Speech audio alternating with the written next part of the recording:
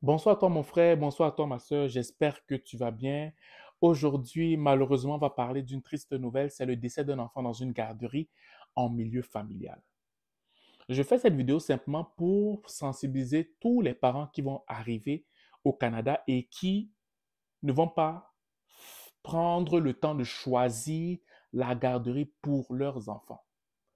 Quand tu arrives au Canada, même si la garderie est à 2 secondes de ton appartement, je t'en supplie, prends le temps de choisir la garderie au travers du caractère, de la personnalité des personnes qui sont en train de gérer cette garderie-là. Si tu ne prends pas le temps de peser le caractère ou la personnalité de la personne qui gère la garderie, tu risques d'avoir de mauvaises surprises sur l'éducation, sur la transmission de ce que ton enfant doit apprendre dans cette garderie-là. Je parle de ça pourquoi? Parce que moi, personnellement, quand je choisissais les garderies pour mes enfants, je marchais, que je dis marcher, je prenais le temps de partir garderie sur garderie sur garderie pour jauger le caractère, la personnalité, la spiritualité de la personne avant de placer mon enfant, quitte à ce que je paye plus cher. Quitte à ce que je paye plus cher. Parce que si je ne fais pas ça, je risque d'avoir de mauvaises surprises. Pourquoi? Parce que en place lieu que mon enfant apprenne quelque chose ou passe du temps quelque part, que je ne juge même pas pertinent que mon enfant soit là ou pas. Ce qui est important, c'est une garderie. Mais plus tard, je risque d'avoir de mauvaises surprises. Pourquoi? Parce que je n'ai pas pris le temps de jauger la personne qui gère la garderie. Parce qu'une garderie peut être subventionnée, ce qui veut dire que le gouvernement donne une grande partie de ce que tu dois donner par jour. OK? Par exemple, si par exemple la place coûtait 35 dollars, OK? 35 dollars. Toi, tu vas donner 8 dollars, le gouvernement va donner le reste. C'est ça qu'on appelle une garderie subventionnée.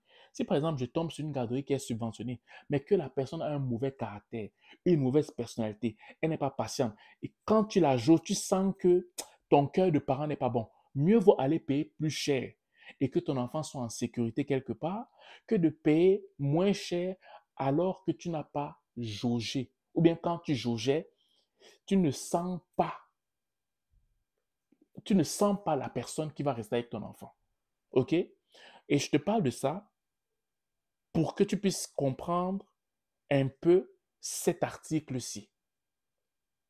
Cet article où cet enfant-ci a malheureusement perdu la vie. Et bien avant de parler de ça, je tiens à te dire que toi, parent qui veut arriver ici au Canada, si tu veux arriver ici au Canada et que tu aimerais savoir comment on vit ici, nous, on fait des rencontres virtuelles maintenant pour l'Afrique et les Caraïbes. OK? Pour que tu n'arrives pas ici et que tu sois surpris. Oh, mais comment on vit ici? Comment on fait ici? C'est quoi les codes, OK, de société ici? Comment les gens parlent? Comment les gens vivent? Comment les gens pensent? Enregistre-toi sur le lien, OK, sur YouTube. C'est en bas. Sur Facebook, c'est en haut. On va parler. Les gens qui ont des questions, pour toutes les personnes qui ont des questions, qui veulent savoir comment on vit ici, vous allez poser toutes vos questions, on va répondre. OK? Voilà. Donc, c'est l'histoire d'un homme qui a 34 ans. OK? Et qui est un responsable d'une garderie à l'Assomption. On ne dit pas beaucoup de choses dans l'article parce qu'on veut protéger l'homme, OK? Mais c'est un homme qui était responsable d'une garderie. On dit que genre, il y a eu un appel parce que on s'est rendu compte que l'enfant avait beaucoup de blessures et l'enfant n'avait que 18 mois. L'enfant n'avait que 18 mois. Ça me fait vraiment de la peine parce que je n'imagine pas le parent qui est venu laisser son enfant. Et quand il revient, il se rend compte que l'enfant est hospitalisé. L'enfant est à l'hôpital.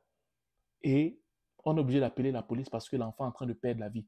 Tellement l'enfant a été martyrisé, a été brutalisé à la garderie, qu'on est obligé de l'amener à l'hôpital. Et c'est à l'hôpital que l'enfant a perdu la vie.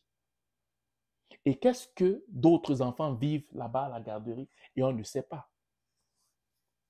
Qu'est-ce que d'autres enfants vivent à la garderie, on ne sait pas. On ne peut jamais tout savoir. Mais c'est pour cette raison que je dis qu'il ne faut pas regarder au moins cher quand tu cherches une garderie pour ton enfant. Quand tu cherches une garderie pour ton enfant, fais confiance à ton intuition. Base-toi sur ton intuition en place de te baser sur le fait que ce soit moins cher. Si ça donne que tu dois prendre 30 minutes pour aller mettre ton enfant à une garderie. OK? Au lieu de le mettre à 1 minute de chez toi, mais tu ne sens pas la personne qui doit garder ton enfant, fais-le. Fais-le. Parce qu'il y a des enfants qu'on met de côté.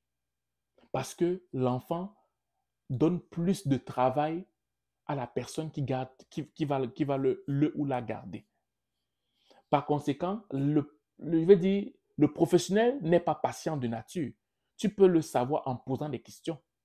Le professionnel, c'est quelqu'un qui veut seulement son argent. Il a hâte. Il veut seulement il attend seulement la dernière minute pour dire que prenez vos enfants. Il faut jauger, il faut jauger. Parce que tu vas voir, si tu ne jauges pas, tu vas avoir de mauvaises surprises. Il faut jauger. J'essaie de trouver des mots pour vous expliquer ça afin de ne pas être surpris, que vous ne soyez pas surpris. Essayez de jauger. Ne regardez pas seulement au gratuit. Regardez à la personnalité de celui ou celle qui va garder votre enfant.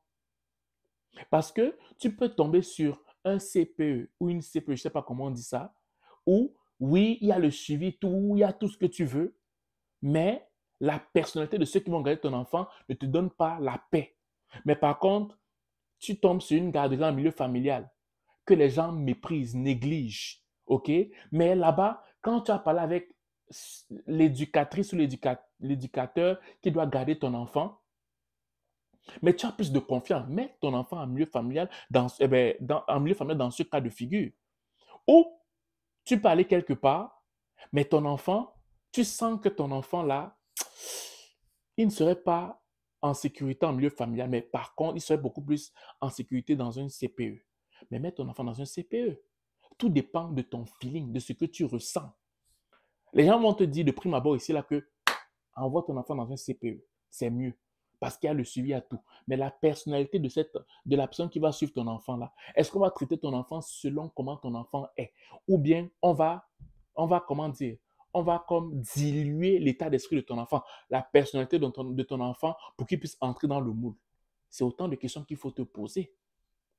Donc, je fais cette vidéo pour que tu puisses comprendre que il peut y avoir plein de choses qu'on fait à ton enfant, tu ne sais pas. Et je peux te dire que tout parent qui envoie son enfant là-bas, il ne fait confiance qu'au système. Il ne peut pas savoir à 100% ce qui s'est passé sur son enfant. Mais pour que tu ne puisses pas tomber sur des mauvaises personnes, je te dis de faire confiance à ton jugement. OK?